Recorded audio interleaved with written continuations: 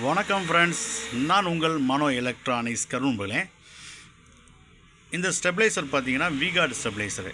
இதில் மாடல் பார்த்தீங்கன்னா VG50 2 amps. இது ஒர்க்கிங் ரேஞ்ச் பார்த்துக்குங்க. இது டைம் டிலே பார்த்தீங்கன்னா 2 நிமிஷம் 4 மினிட்ஸ் வரும். இது அப்ளிகேஷன் பார்த்தீங்கன்னா ஃப்ரிட்ஜுக்கு யூஸ் பண்ணுறது. 300 லிட்டர் வரலும் இதை யூஸ் பண்ணிக்கலாம். நீங்கள் ஒரிஜினல் விகார்டோடது.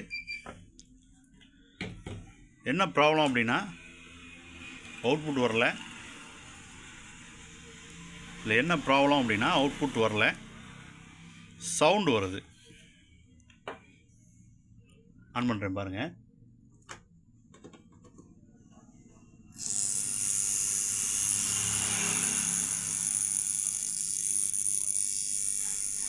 ஸ்டெபிளைசர் ஒர்க் ஆகுதா இல்லை அப்படிங்கிறத நம்ம செக் பண்ணிடுவோம்.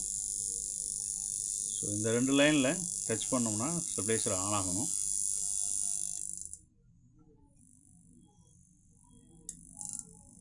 ஸோ ஸ்டெபிளைசர் ஆன் ஆகுது. ஸோ இந்த மாதிரி சவுண்டு வருது அப்படின்னா இந்த ரிலேயில் சவுண்டு வருது. ஸோ நீங்கள் உடனே ரிலேவை சேஞ்ச் பண்ணிடக்கூடாது. ரிலேயில் சவுண்டு வருது அப்படின்னு சொல்லிட்டு சரியான வோல்ட் போகலைன்னா உங்களுக்கு இந்த மாதிரியான சவுண்டு வரும். இந்த கெப்பாசிட்டரை சேஞ்ச் பண்ணி பாருங்கள்.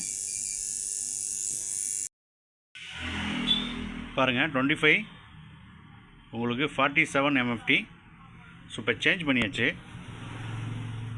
இப்போ நம்ம போட்டிருக்கிறது 25ல் 100 MFT போட்டிருக்கோம். இதுதான் நம்ம கையில் இருந்துச்சு. ஸோ நீங்கள் சேம் வேல்யூ இருந்தால் போடுங்க. ஆன் பண்ணுறேன் பாருங்கள். உங்களுக்கு எந்த சவுண்டுமே இல்லை பாருங்கள். ஸோ ஆன் ஆகிற டிலே ஆகுது அப்படின்னா அந்த 4 மினிட்ஸ் வெயிட் பண்ணி பாருங்கள்.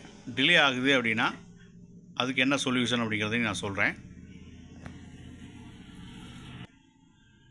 இப்போ பார்த்தீங்கன்னா 4 மினிட்ஸ்க்கு மேலே ஆயிடுச்சு. ஸோ ஆன் ஆகலை.